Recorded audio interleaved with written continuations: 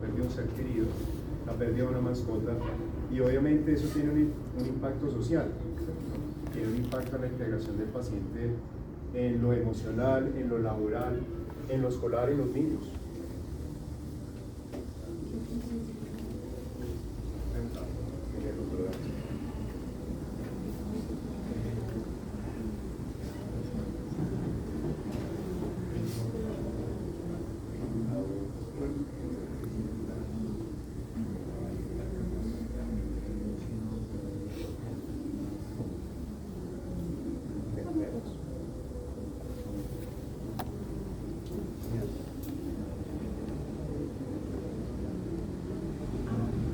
Mientras esto de pronto reacciona, nos acordamos que estábamos hablando de qué preguntar, ¿cierto? Estábamos hablando de que teníamos que preguntar qué cosas.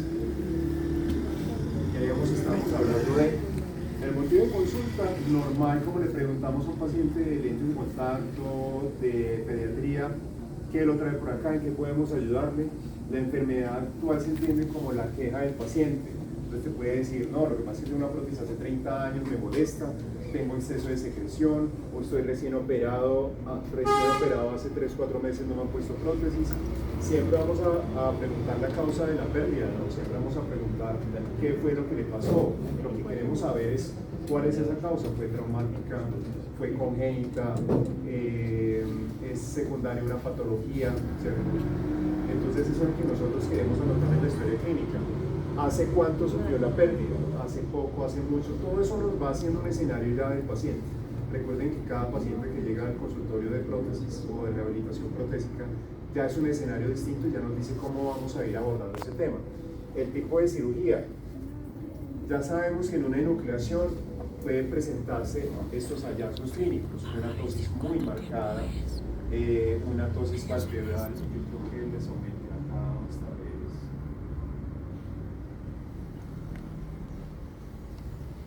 Podemos encontrarnos este cuadro, una profundización muy marcada de surco superior con una tosis anoptámica. Fíjense que hay una pérdida de la firmeza, una laxitud del párpado inferior. Todo eso lo va anotando uno en el examen externo, ¿cierto? Hasta ahí yo no he tocado el paciente, ¿sí? Si es un paciente pediátrico, acuérdense que les puede llegar con resonancias, les puede llegar con tags de órbita, que uno tiene que ya más o menos tener una idea de cómo digerir el tema y en qué es lo importante allí. ¿Listo?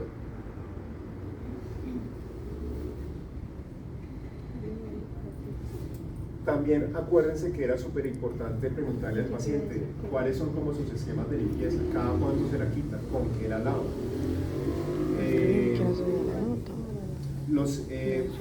Los pacientes a veces son muy creativos, entonces tú le preguntas con qué lava la prótesis y resulta que te dice, no, es que a mí me dijeron que yo tenía que lavarla con alcohol, agua caliente, cepillo y crema de dientes todas las noches.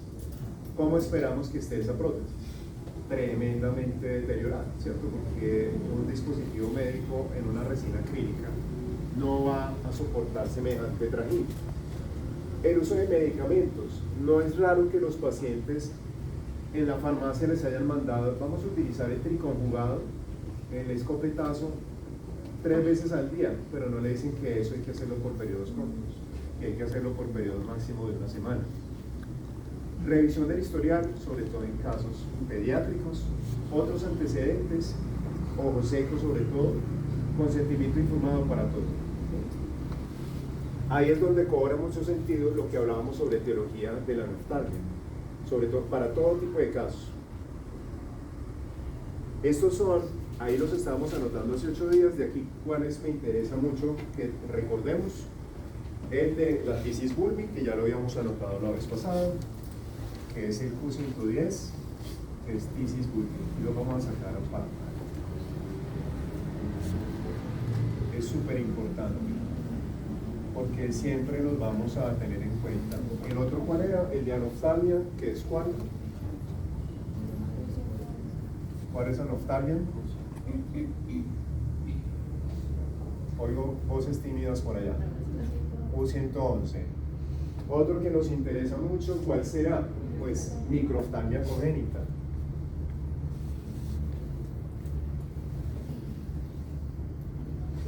hay que tenerlos en cuenta. U112.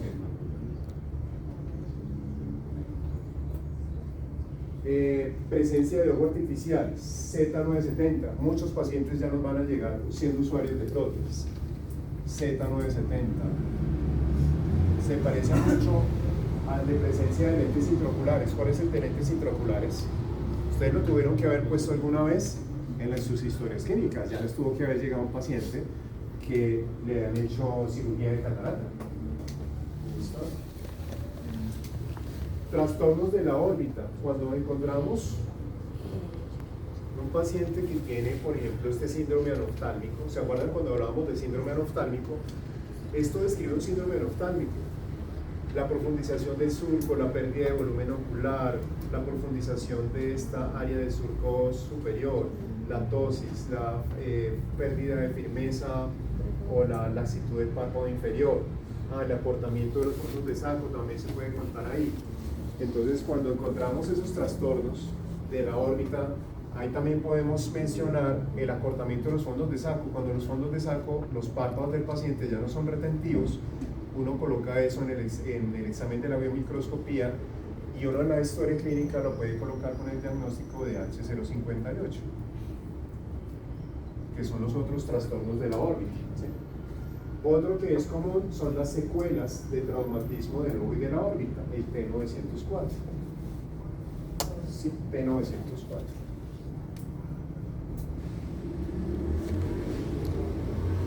Con esos diagnósticos uno se defiende.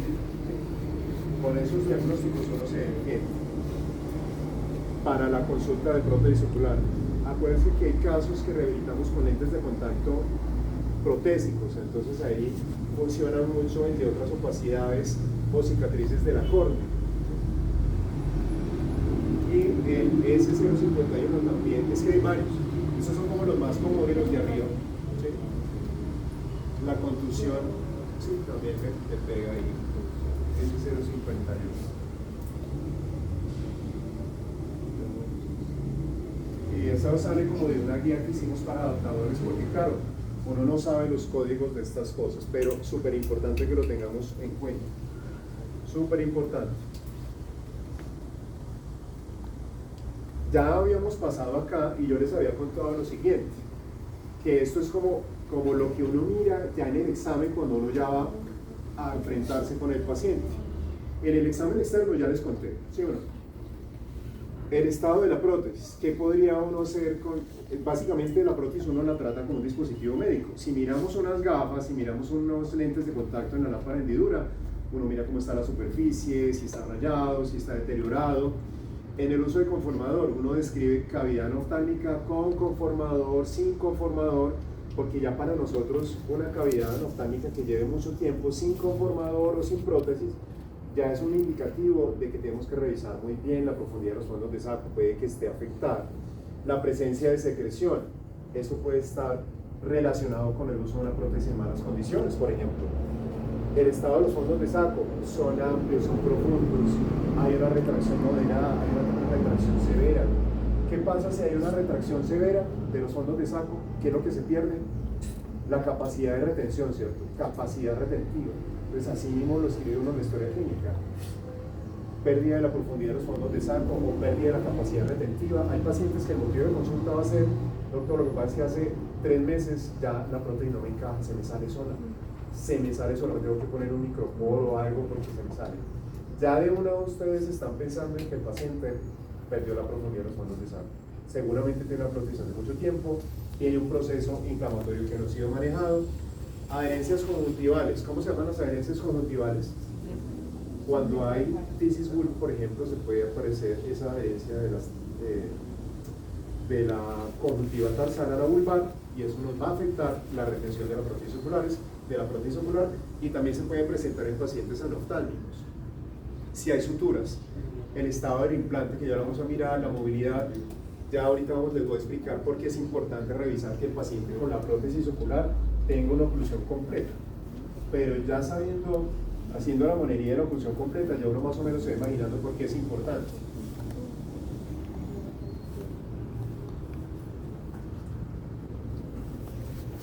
Porque dijimos hace 8 días dijimos que la oclusión palpebral en el paciente de prótesis era súper importante. ¿Te acordás? ¿Por qué dijimos?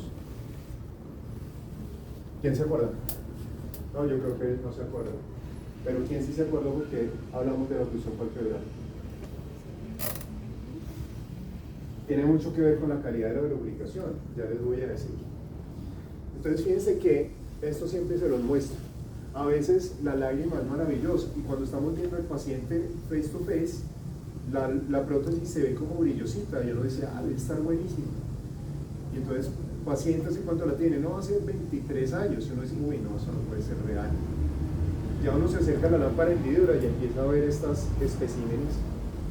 Cuando el paciente ya no parpadea y uno, ya cuando la superficie de la prótesis se seca, nos empieza a evidenciar todas estas bellezas. Estas fracturas en el material, deterioros de la superficie, de las capas acrílicas de la prótesis, pues que no dan para usar toda la vida. Las prótesis hay que reemplazarlas como cualquier dispositivo médico. A propósito del tiempo de reemplazo, en los adultos se estima que el tiempo, como regla general, se estima que el tiempo adecuado para reemplazo son 5 años. Para los niños, ¿cuánto debería ser? Si para el adulto es de 5 años.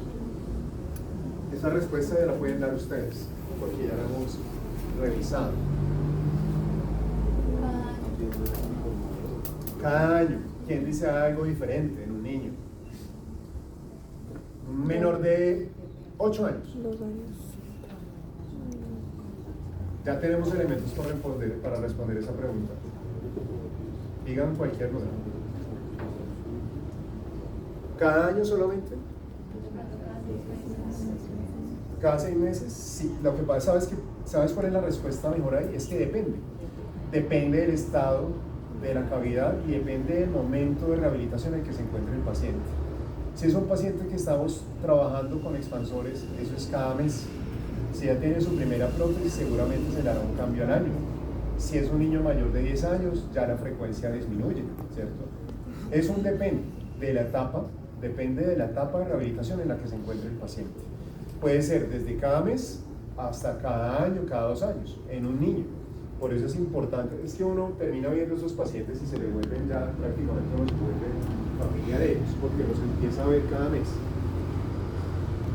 Entonces, esto se describe en la biomicroscopía, como un deterioro de la prótesis ocular, presencia de fracturas, de deterioro de la capa acrílica, ¿vale? ¿Listo? Eso en el estado de la prótesis. Esta siempre las muestro, algunos ya la conocen, otros no. ¿Saben qué es esto que hay acá?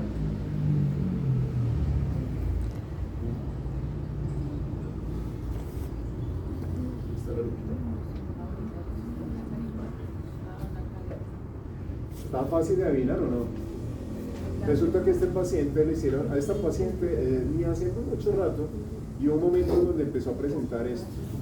Le brillaba, entonces al paciente había algo que se quitaba la prótesis, algo le brillaba ahí, y resulta que le pusieron en la enucleación, hace como 40 años le pusieron una canica, un bolochito, ¿cómo la llaman más? Una bolita de cristal. Entonces, en algún momento eso se le empezó a destruir, se empezó a exponer, y bueno, esto es una complicación de un implante. Pero esto no solamente pasa acá, también pasa en todo tipo de familias. A este paciente le colocamos un implante de los esféricos, de los que les mostré hace 8 días, hace 15 creo, en la clase de los dispositivos, y también le colocaron un implante muy grandote, como de 21 o 22, no me acuerdo. Entonces la esclera hizo esto, pues le colocaron un implante muy grande a un casquete escleral muy pequeño y empezó a romperse ese casquete escleral y se expuso hasta una pestaña que le metió ahí. Esas son complicaciones relacionadas con el implante ocular, que también es un dispositivo médico y también puede presentar complicaciones. Entonces uno puede describir en la biomicroscopía o el implante está bien o el implante presenta una exposición de 9 milímetros de diámetro, exposición de 15 milímetros de diámetro del implante ocular, con presencia de secreción, ¿vale? Ya con lo que uno vea, pero esto ya es una complicación del implante. La movilidad ya sabemos que va a ser reducida. Aquí encontramos una adherencia conjuntival. Este es un ojo con tisis bulbi. No sé si se alcanza a ver bien, pero se los voy a aumentar.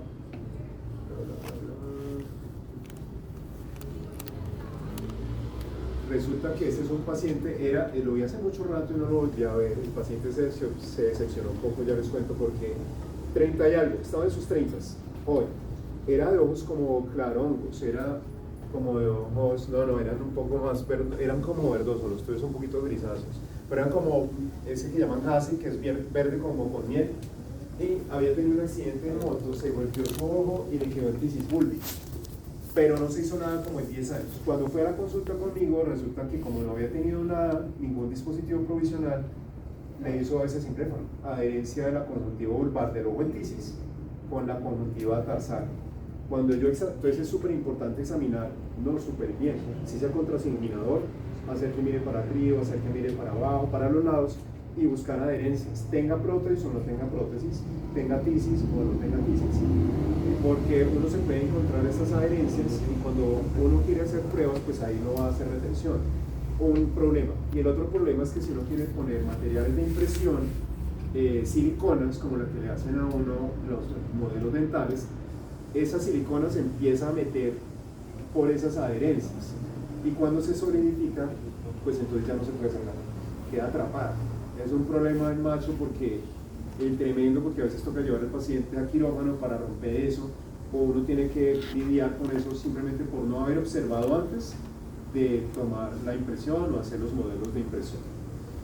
Entonces los simpléfonos son una complicación o un tema que hay que examinar muy bien en la valoración del paciente de prótesis. Acá pues, si uno no sepa nada del tema, uno sabe que acá poner una prótesis está imposible, ¿sí? Ahí no hay cómo. Eso es un rodadero. Todo lo que usted coloque ahí, incluso siendo un conformador pequeñito, todo se va a caer, nada se va a retener, porque el paciente no tiene bolsillito, no tiene este fondo de saco, no tiene esta cuenquita así, no tiene el fornix conjuntival. El de abajo completamente perdido y el de arriba 90% perdido. Ahí no hay nada que hacer. Entonces uno describe eso como una retracción severa de los fondos de saco con pérdida total de la capacidad de retención. Así escribe uno. Si uno va escribiendo eso, ya el oculoplástico, cuando usted lo remita, dice, no, usted quedó como un príncipe, quedó como una princesa porque hizo una descripción adecuada del caso. Y ya entonces usted puede, basado en esta descripción clínica del caso, ya uno puede sustentar muy fácil la revisión de ese paciente para que le hagan cirugía plástica ocular. ¿Y qué le harían a este paciente? ¿Qué le harían a este paciente en cirugía? Reconstrucción de fondos de saco. Estoy empezando a hiperventilar. Reconstrucción de los fondos de saco, pues porque los tiene contraídos. ¿Y qué tejidos se utilizan para esto principalmente? Injerto de mucosa del labio es lo más común, o sea, de 100, 90 las hacen con eso, y el otro poquito lo hacen con tejido del pabellón auricular.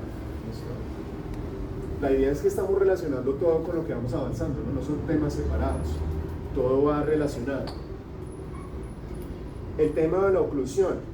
Esta paciente estaba muy afectada emocionalmente, eso fue acá en Risaralda, y ustedes fíjense que son como, o sea, si yo tapo esto acá, esto es una persona y esto es otra persona, ¿sí? Y ella se sentía así, como si fueran dos en uno, pero eso la afectaba emocionalmente para todo, y ella mantenía con su cabello para este lado, tapando la prótesis ocular, no se maquillaba, y entonces uno dice, wow, pero ahí está el compromiso emocional del paciente.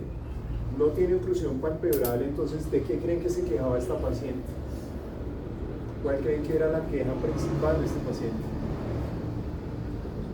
La sensación de sequedad, la sensación de cuerpo extraño, la presencia de secreción. Si vamos a hablar de ojo seco, ¿qué pasa cuando hay sequedad en la superficie del segmento anterior?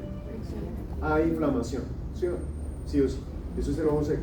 La cavidad ocular, o sea, lo que vemos dentro de la cavidad ocular, el tejido que tapiza la cavidad ocular es un remanente del segmento anterior. Si hay sequedad, hay inflamación y el paciente va a ser muy sintomático. tenemos que relacionar la parte clínica porque el tema de prótesis ocular ya pasó a ser un tema más clínico que técnico, ¿vale? Y nosotros seguramente como protecistas, ya como hay laboratorios que nos van a fabricar pues las prótesis como quien nos el laboratorio que nos fabrica el lente de contacto, pues nosotros nos debemos dedicar más a la parte clínica. En el diseño de la prótesis, aquí este es un modelo de impresión en silicona y yo ya cuando le estaba haciendo la prueba de oclusión me di cuenta que incluso haciendo con esta impresión por el proceso de cicatrización, fíjense que ahí ya tiene acá una verticalización de los pestañas, ¿sí? Fíjense que las de arriba van para abajo y las de abajo van para arriba. Hay una retracción ya moderada de los fondos de saco y me va a impedir que haya una oclusión completa. Eso lo debo considerar. En algunos pacientes debo trabajar mucho con lubricación y otros con el diseño de la prótesis. La presencia de las suturas, súper importante. Este paciente estaba recién operado, todo era perfecto, ¿sí? Toda la mucosa rosadita, perfecta, sin nada de inyección, el implante bien, pero ese moño ahí, ese moño no es como buena idea, porque cuando hagamos lo mismo, el proceso de la impresión con los materiales de impresión, pues ese material nos va a quedar atrapado ahí, y cuando saquemos la impresión, nos podemos traer la sutura. Entonces, este es un problema que a veces hay que remitirnos de nuevo a cirugía para que nos hagan el favor y nos quiten ese moñito de zapato que no es nada conveniente. Normalmente para este tipo de procedimientos se utilizan suturas que son absorbibles, o sea que el lapso de la recuperación se absorbe dentro del tejido. Pero algo pasó con este paciente que ese moñito no se le absorbió. Sin embargo, la cavidad está muy sana, ¿vale? Lo bueno es ahí dejar el conformador ocular, remitirlo para oculoplástica y oculoplástica nos haga el favor de retirar esa sutura expuesta que nos va a dificultar el proceso de diseño de la prótesis. Hablábamos de la oclusión relacionada con la lubricación. Es que me toca esconderme un poquito. Entonces fíjense, este es un patrón de la película lagrimal sobre la prótesis ocular en un paciente que llevaba, la prótesis no estaba deteriorada, simplemente llevaba 2 años y nunca había asistido a control. Entonces el patrón de lubricación se veía como así.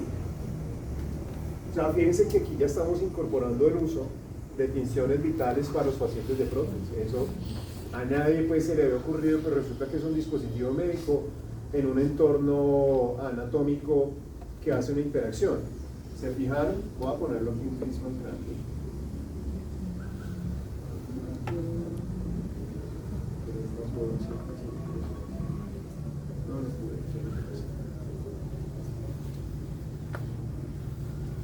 Es un patrón irregular, ¿cierto? Con muchas lagunas en el parpadeo. Es como que si no tuviera un boot, por decirlo así, pero estamos hablando de la película lagrimal sobre la prótesis. A estos dispositivos son muy agradecidos porque les podemos hacer como un mantenimiento de la superficie. Y entonces ya vemos que hay una diferencia en el patrón lagrimal sobre la prótesis antes y después de hacerle mantenimiento. O sea, clínicamente está muy recomendado decirle al paciente que realice una vez al año mantenimiento de la prótesis ocular. Va a ser un dispositivo que usar 24/7. Duerme con él. No se lo quita sino 1 o 2 veces al mes para hacer limpieza.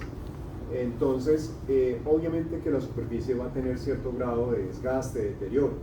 Así que una vez al año, para un dispositivo que durar 5 años en un adulto es apenas lo recomendado. Por eso es tan importante que un paciente, por ejemplo, esta paciente va a tener, ¿qué tipo de patrón lagrimal va a tener esta paciente? No, sin dedicarse. ¿Qué tipo de patrón va a tener esa paciente? Pues el más seco del mundo, porque cuando hay oclusión, nunca hay oclusión, jamás, nunca, jamás en la vida, nunca. Es un paciente muy sintomático. ¿Qué elementos utilizamos? No, utilizamos muchas cosas. Utilizamos, por ejemplo, siempre hemos escuchado que hagamos la limpieza de la cavidad con un copito.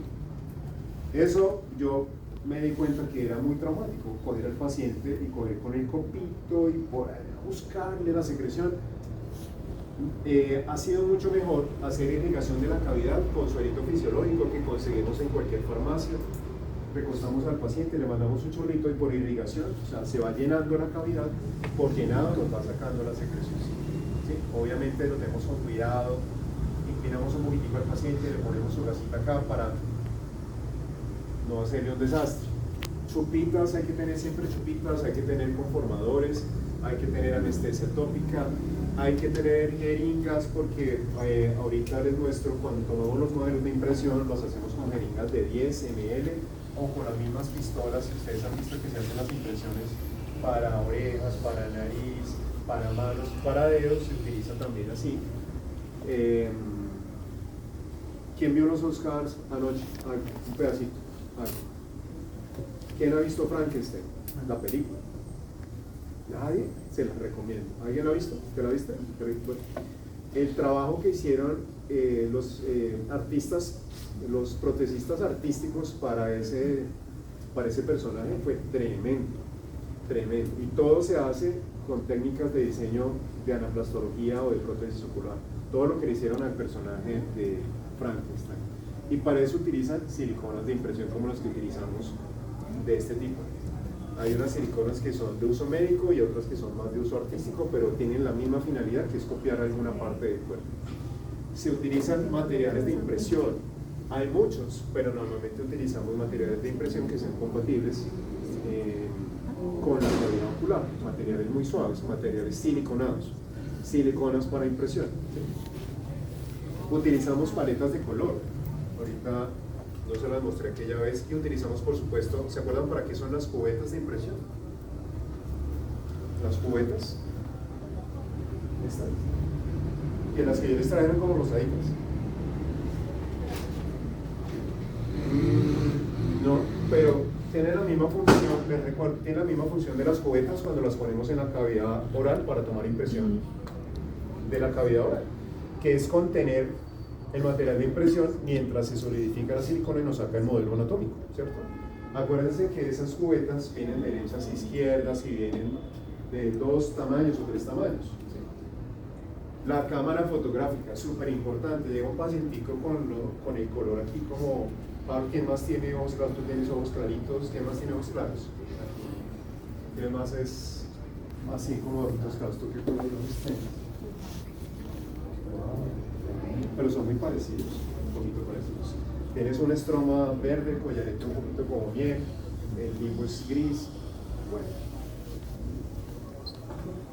la cámara fotográfica para mí es importante. O sea, los celulares a veces tienen muy buena cámara, pero el celular tiene un pecado, que es que el software del celular automáticamente te edita la foto y te la puede poner mucho más saturada.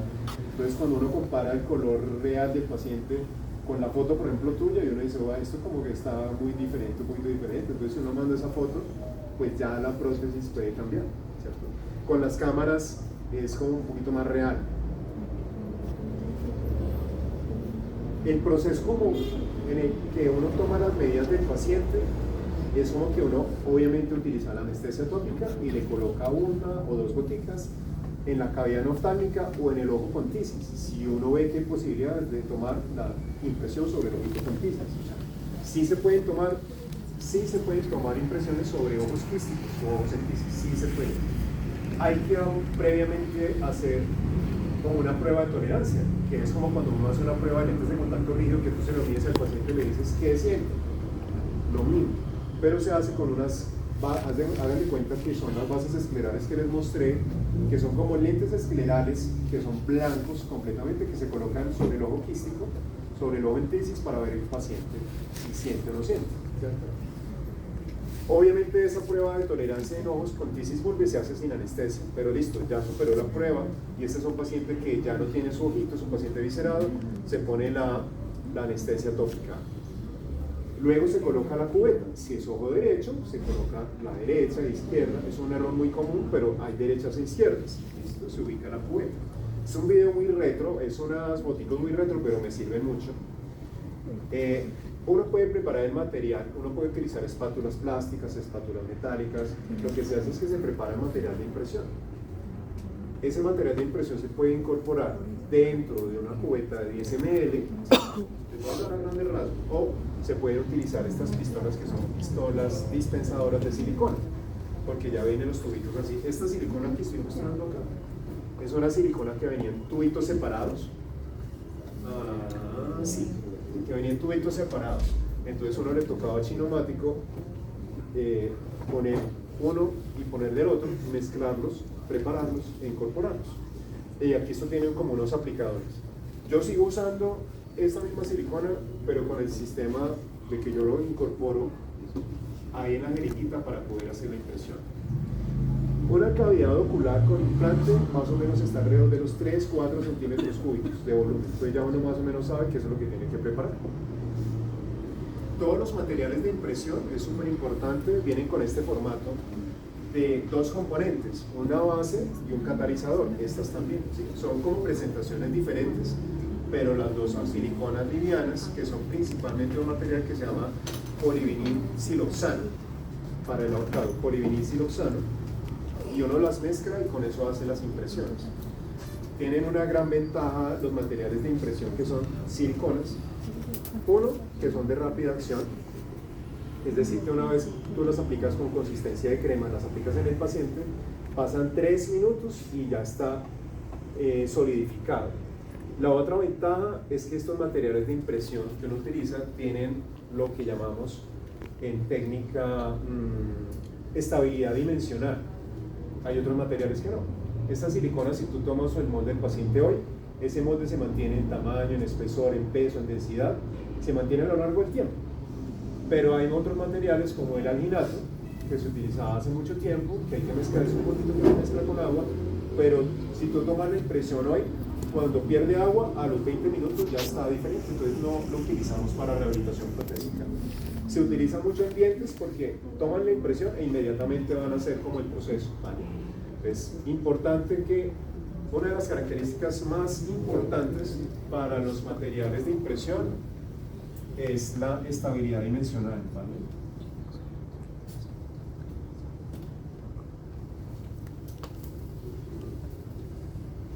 Es como la característica importante.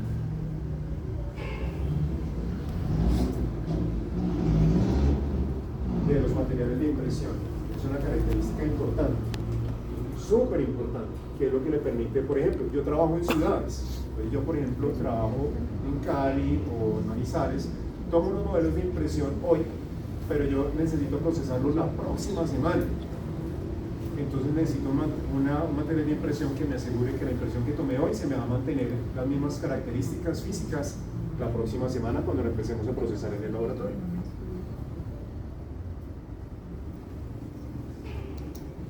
Como les contaba, entonces uno lo que hace es que dentro de la cavidad ese material se solidifica. Ya uno saca el patrón de la impresión, lo saca con la cubeta, uno lo puede marcar para poder identificar cuál es la posición como del molde de la impresión dentro de la cavidad. Porque claro, uno quiere orientar la prótesis a ver para dónde está el centro pupilar. Uno también hace un registro fotográfico. Ahorita les muestro cómo es el registro fotográfico del tema, donde el paciente se ve con su prótesis anterior, sin la prótesis, con el modelo de impresión. Y uno de los trucos de la impresión es que en cuanto a volumen, en tamaño, en abertura palpebral, la impresión que uno le toma al paciente debería ser lo más parecido a lo que uno desea en la prótesis.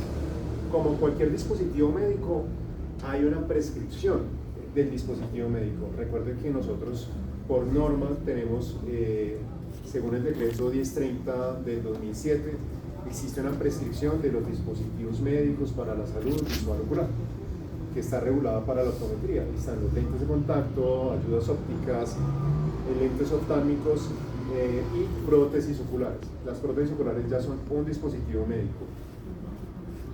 Eso se diligencia ¿con qué datos? ¿Qué datos tendríamos que tener en cuenta para diligenciar una prótesis? Si ya tenemos en cuenta que es un dispositivo médico, entonces ya sabemos que para un lente de contacto, curva base, el diámetro, material, la CPP, el poder. si es una prótesis ocular, ¿qué parámetros tendríamos en cuenta? ¿Qué parámetros? ¿Qué parámetros? El color. Perdón, hablen un poquito más duro ahí. ¿El qué? Diámetro. ¿El diámetro de? De la prótesis. Diámetro de la prótesis, sí. La abertura palpebral, puede ser, pero del dispositivo médico, de la prótesis como tal. El diámetro del iris, bien. Check. ¿Qué otra cosa? De la pupila. Diámetro pupilar, sí, porque puede variar, claro que sí.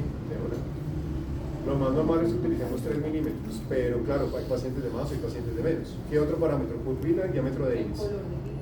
El color del iris, obvio, o sea, no hay como colores estándar, incluso dentro de los marrones hay diferencias, ¿vale? ¿Qué otra cosa? La vascularización. ¿Perdón? La vascularización. Totalmente. Y con la vascularización va el color de la esclera. Si uno se pone, ya uno es obsesivo, pero si cuando uno está hablando con una persona, uno se pone a mirarle, sí, es que es más gris, es más amarilla. Ahorita ustedes se pueden hacer ejercicio entre ustedes y uno dice, no, las escleras todas son similares. No, chiquito, no. Las prótesis, las escleras no son todas iguales. Los patrones de vascularización son también muy distintos, entonces uno los tiene que evaluar. ¿Alguien se acuerda en lentes de contacto de la escala de Front de las complicaciones en lentes de contacto? Eso lo ven súper temprano. De hecho, aquí hay un poco de libros de Front que ya están todos deshojados, que tiene una escala de la inyección conjuntival o de las complicaciones en usuarios de lentes de contacto, y habla de inyección conjuntival leve, moderada, severa. Así mismo se describen las prótesis. Entonces, diámetro del iris, check. Color del iris, ¿cómo uno determina el color del iris de un paciente? Porque ¿cuántos colores de iris hay? ¿Cuántos colores de iris existen? ¿Cuántos? ¿Qué número? Muchos es como ¿cuántos? Muchísimos. ¿Qué cuántos colores de ojos hay? Aquí, ¿cuántos colores de ojos hay en este salón? Paulos diferentes, pues. Aquí hay 38 colores de color, 3 diferentes colores de iris. No hay uno igual. Hay similitudes, pero no hay. De hecho, hagan el ejercicio en la hendidura cuando encuentren un paciente que tenga un iris claro. Mírenle el patrón del collarete, el estroma y el limbo a un paciente, compárenlo con el ojo sano contralateral, y ni siquiera un ojo al otro son exactamente idénticos. No son idénticos. Eso se ve más fácil en pacientes de ojos claros, aquí como mi amigo De Niro, o aquí como con la compañera. En ojitos claros es muy fácil de percibir en la lámpara de hendidura, pero en los colores oscuros, marroncitos, también es muy fácil de identificar. Entonces, ¿cómo determinamos si hay una infinidad, no existe un número finito en los colores de iris? ¿Cómo hacemos para determinar el color de iris de un paciente? Con el ojo sano, pero ¿cómo lo determino? ¿Cómo para saber? Vamos a caracterizarlo y vamos a decir, es un color tal. Exactamente, como la paleta de color. Existen paletas de color para el café, para la orina, para la cerveza, para la turbidez del agua, para infinidad de cosas. También entonces yo les contaba que existen las paleticas de color que son de referencia para colores de referencia, ¿sí? De irreferencia. Porque obviamente estos 6 colores son colores de referencia, los que utilizamos, por ejemplo, nosotros en el laboratorio, y lo fotografiamos al paciente para saber, ¿cierto? Esto es el registro fotográfico. Entonces, por ejemplo, desde un caso, entonces, ¿qué es importante? Si el paciente usa prótesis, con la prótesis que está usando, que es la que quiere cambiar, con la prótesis o sin la prótesis ocular, la estimación del color de iris con paleta o con botones sueltos, hay muchas, pero digamos acá les voy a hablar de la que yo más utilizo, que son las paletas de color. Por comparación, ya sé que esto no es igual a esto, pero me sirve esto como para hacer un equilibrio de blancos y para saber más o menos qué colores son similares, qué tonos son similares. Una foto con el modelo de impresión en la posición, fíjense que aquí ya en el modelo de impresión estamos corrigiendo esta profundización del surco que hay acá, ¿sí? Que ella quiere cambiar en esta prótesis. Y fíjense que se nota que fue la foto, recién le colocamos la prótesis, está en el control del mes. ¿Cómo lo notan? Porque ya viene toda súper exótica, con sombra, con maquillaje, pestañina, toda la cosa, porque ella se sentía súper empoderada con la prótesis nueva. Mientras que ella ya acá, pues ella fue ahí. Pero ya en el control del mes ella dijo, no, yo ya me voy a maquillar y ya me voy a poner el vestido de lentejuelas y toda la cosa para que me vean con mi prótesis nueva.